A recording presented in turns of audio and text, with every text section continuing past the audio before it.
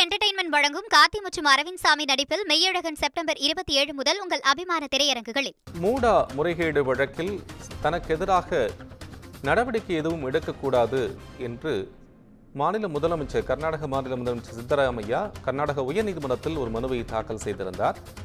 ஆனால் ஆளுநர் சித்தராமையாவுக்கு எதிராக நடவடிக்கை எடுக்கலாம் என்று கூறியிருந்த அந்த உத்தரவு தற்போது செல்லும் என்றும் சித்தராமையா தாக்கல் செய்த மனுவை தள்ளுபடி செய்து கர்நாடக உயர்நீதிமன்றம் தற்போது உத்தரவு பிறப்பித்திருக்கிறது.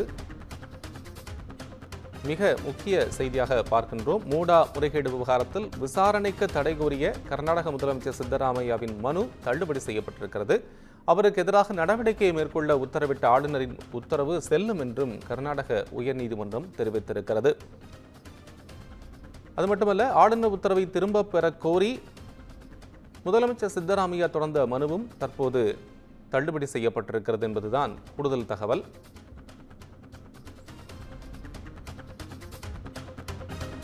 முதலமைச்சர் சித்தராமையாவுக்கு எதிராக நடவடிக்கை மேற்கொள்ள உத்தரவிட்ட ஆளுநரின் உத்தரவு செல்லும் என்று கர்நாடக உயர்நீதிமன்றம் தற்போது தீர்ப்பு வழங்கியிருக்கிறது. எனவே சித்தராமையாவினுடைய மனு தள்ளுபடி செய்யப்பட்டிருக்கிறது.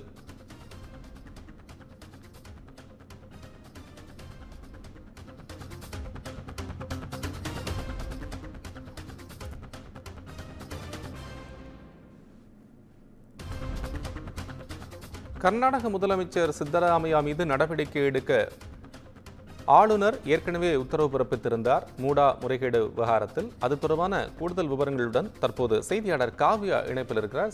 காவ்யா, இப்போது இருக்கக்கூடிய அண்மை தகவல் என்ன? வணக்கம் கோபால். மூடா வழக்கில் சித்தராமையாவுக்கு எதிராக நடவடிக்கை மேற்கொள்ள உத்தரவிட்ட ஆளுநரின் உத்தரவு செல்லும் என தற்போது கர்நாடக உயர்நீதிமன்றமானது அதிரடி தீர்ப்பை வழங்கியிருக்கிறது. கடந்த 2021 ஆண்டு ஆகஸ்ட் மாதம் முதலமைச்சர் சித்தராமையா மனைவி பார்வதிக்கு மூடா நிறுவனம் 14 வீட்டு மனைகளை ஒதுக்கீடு செய்தது.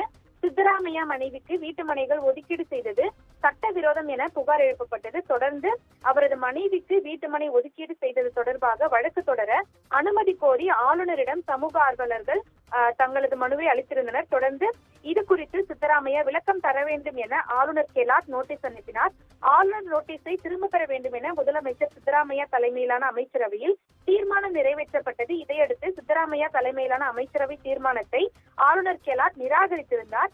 சித்தராமையா மீது வழக்கு தொடர சமூக ஆர்வலர்கள் முன்னதாக கடந்த ஆகஸ்ட் 17 அனுமதி கொடுத்திருந்தார் ஆளுநர் கெலாட். தொடர்ந்து ஆளுநரின் உத்தரவுக்கு கர்நாடகா முழுவதும் காங்கிரஸ் போராட்டம் நடத்தியது.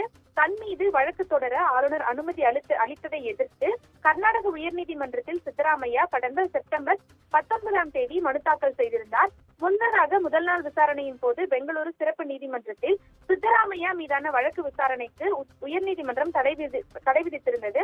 இந்த நிலையில் தொடர்ந்து கர்நாடக உயர்நீதிமன்றத்தில் கடந்த 12 அனைத்து விசாரணைகளும் முடிவடைந்து தீர்ப்புக்காக ஒத்திவைக்கப்பட்டது. அப்போது அந்த நிலவரத்தை பொறுத்தவரை மிகுந்த அரசியல் பரபரப்புகளுக்கு மத்தியில் இந்த வழக்கு விசாரணையானது இன்று விசாரணைக்கு வந்தது. தொடர்ந்து இந்த வழக்கில் பல முக்கிய நடவடிக்கைகள் எடுக்கக்கூடும் எனவும் எதிர்பார்க்கப்பட்டிருந்தது. இந்த நிலையில்தான் தற்போது இந்த மூடா வழக்கில் சித்தராமையாவுக்கு எதிராக நடவடிக்கை மேற்கொள்ள உத்தரவிட்ட ஆளுநரின் உத்தரவு செல்லும் என தற்போது கர்நாடக உயர்நீதிமன்றம் தீர்ப்பளித்திருக்கிறது. ஆளுநர் உத்தரவை திரும்ப பெற கோரி கர்நாடக முதலமைச்சர் சித்தராமையா தொடர்ந்த வழக்கையும் தற்போது கர்நாடக உயர்நீதிமன்றம் தள்ளுபடி செய்திருக்கிறது. நடவடிக்கைக்கு உத்தரவிட்ட ஆளுநரின் முடிவு சரியே என கர்நாடக உயர்நீதிமன்ற நீதிபதிகள் கருத்து தெரிவித்திருக்கின்றனர். தொடர்ந்து மனுவில் கூறப்பட்ட உண்மைகள் குறித்து விசாரணை தேவை எனவும் இதனால் மனு தள்ளுபடி செய்யப்படுவதாகவும் தற்போது தெரிவிக்கப்பட்டிருக்கிறது. இந்த நிலையில் முதலமைச்சர் சித்தராமையாவுக்கு எதிராக நடவடிக்கைகள் மேற்கொள்ளப்படுமா என பல்வேறு கேள்விகள் எழுந்துள்ளது.